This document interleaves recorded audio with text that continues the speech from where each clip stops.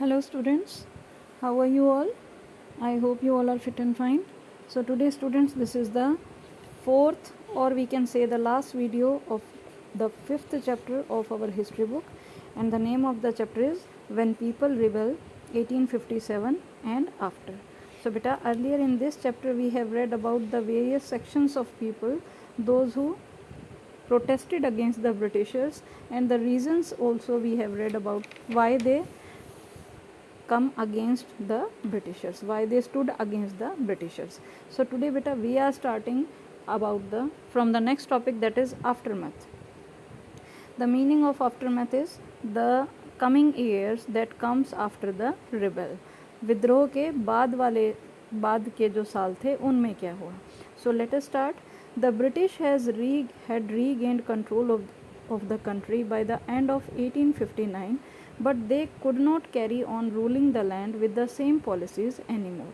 तो अब क्या हुआ बेटे, जैसे हमने अपने पिछली वीडियो में भी रीड किया था कि जो ब्रिटिशर्स थे वो धीरे धीरे लोगों को इम्प्रेस करना उन्होंने शुरू कर दिया था, लोगों को अपनी साइड में लाना, मतलब कि वो कोई ऐसा काम करें जिससे कि लोग जो हैं वो उनके अगेंस्ट ना हो. तो इसी वजह से बेटे अंग्रेज़ों ने 1859 के लास्ट तक देश पर दोबारा से अपना कब्ज़ा कर लिया, दोबारा से नियंत्रण बना लिया. लेकिन अब वो पहले वाली जो उनकी नीतियाँ थी, जो पॉलिसीज़ थी, उनको वो फॉलो नहीं कर रहे थे, बल्कि कुछ चेंज करके वो उन्होंने रूल करना शुरू किया था ताकि जो लोग हैं वो भी उनके अगेंस्ट ना हो.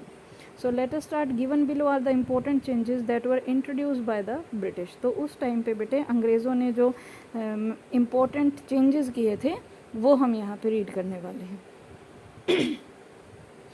First is the British parliament passed a new act in 1858. तो 1858 में एक नई एक्ट या एक नया रूल पास किया गया बेटे, एक नया कानून बनाया गया. And transfer the powers of the East India Company to the British Crown. तो इस नए नियम के अकॉर्डिंग जो ईस्ट इंडिया कंपनी की पावर्स थी बेटे वो ब्रिटिश क्राउन को दे दी गई, मतलब कि जो ब्रिटिश साम्राज्य था उनके हाथों में वो पावर्स सौंप दी गई. In order to ensure a more responsible management of Indian affairs. तो ऐसा क्यों किया गया, ताकि भारतीय मामले जो थे बेटे, जितने भी इंडियन अफेयर्स थे, जो भी काम थे भारत के, उनको और ज़्यादा बेहतर ढंग से संभाला जा सके. तो जो ईस्ट इंडिया कंपनी की पावर्स थी वो अब ब्रिटिश साम्राज्य को दे दी गई थी. A member of the British cabinet was appointed Secretary of State for India and made responsible for all matters related to the governance of India. तो अब क्या हुआ बेटे, जो ब्रिटिश काउंसिल थी, मतलब ब्रिटिश मंत्रिमंडल था, वहाँ के एक सदस्य को भारत के एक मंत्री के रूप में नियुक्त किया गया और उन्हें भारत के जो रूल करना था उससे रिलेटेड जितने भी वर्क थे उन सभी को संभालने का जिम्मा उनको सौंपा गया. He was given a council to advise him called the Indian Council. और उनको बेटे सलाह के लिए कुछ उनको सलाह करने के लिए भी एक काउंसिल बनाया गया जिसको इंडिया काउंसिल के नाम से जाना गया. The governor general of India was given the title of viceroy. जो भारत के गवर्नर जनरल थे उनको वायसराय का टाइटल दिया गया, that is a personal representative of the crown. तो भारत के जो गवर्नर जनरल थे बेटे उनको वायसराय का ओहदा दिया गया और इस तरह से उनको इंग्लैंड के जो राजा रानी थे उनका निजी प्रतिनिधि घोषित कर दिया गया. Through these measures the British government accepted direct responsibility for ruling India. तो अब ये जो काम उन्होंने किए बेटे, जैसे कि जो अधिकार ईस्ट इंडिया कंपनी का था वो ब्रिटिश साम्राज्य को दे दिया गया, ऐसे ही ब्रिटिश मंत्रिमंडल के एक सदस्य को भारत का मंत्री नियुक्त किया गया जो पूरे मामलों को संभाले. उनकी हेल्प के लिए इंडिया काउंसिल बनाया गया और ऐसे ही ऐसे जो गवर्नर जनरल थे उनको वायसराय का पद दिया गया ताकि वो जो इंग्लैंड के राजा या रानी हैं उनके बिल्कुल प्राइवेट एक प्रतिनिधि बन जाएं. तो ये सभी जो वर्क किए थे वो किस लिए किए थे, ताकि जो अंग्रेज़ी सरकार है वो भारत के को अच्छे से रूल कर सके और भारत पर रूल करने की जिम्मेदारी वो अपने हाथों में ले ले. इस वजह से ये सारे वर्क किए गए थे. So now coming to the next next part, that is all ruling chief of the country were assured that their territory would never be annexed in future. जितने भी रूलिंग चीफ थे, जितने भी शासक थे बेटे, उनको ये भरोसा दिलाया गया कि उनकी जो टेरिटरीज़ हैं, उनके जितने भी रियासतें हैं, उन पर कब्ज़ा नहीं किया जाएगा। They were allowed to pass on their kingdoms to their heirs including adopted sons. तो बेटे जैसे हमने पहले रीड किया था कि पहले जिन बच्चों को गोद लिया जाता था उनको उस राज्य का उत्तराधिकारी नहीं माना जाता था, लेकिन यहाँ पे उन्होंने एक नया कुछ चेंजेस किए नियमों में, और उसके अकॉर्डिंग जो उनके किंगडम्स थे, मतलब जो भी राज्य पे राजा रूल कर रहे हैं, तो उनके बाद उनके होने वाले जो बच्चे हैं वही उनकी गद्दी पे बैठेंगे। ये रूल भी पास किया गया। उनके वंशज जो हैं वो उनकी गद्दी पर बैठेंगे, और चाहे वो गोद लिए हुए ही क्यों ना हो। However, they were made to acknowledge the British Queen as their sovereign paramount. लेकिन बेटा इन सभी को करने के लिए उन्होंने लोगों को एक बात के लिए प्रेरित किया कि वो जो ब्रिटेन की रानी हैं उनको अपना स्वामी स्वीकार करें।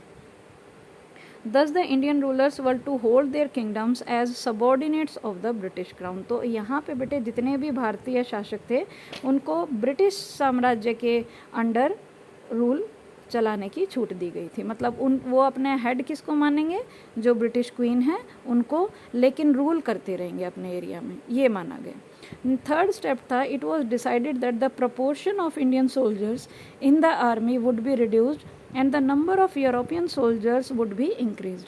थर्ड स्टेप जो बेटे उस टाइम में लिया गया कि सेना में जितने भी भारतीय सिपाही थे उनकी प्रोपोर्शन कम कर दी गई, मतलब उनके नंबर कम कर दिए गए। जो भारतीय सैनिक थे उनको कम कर दिया गया और यूरोपियन सैनिकों को ज़्यादा भर्ती किया गया।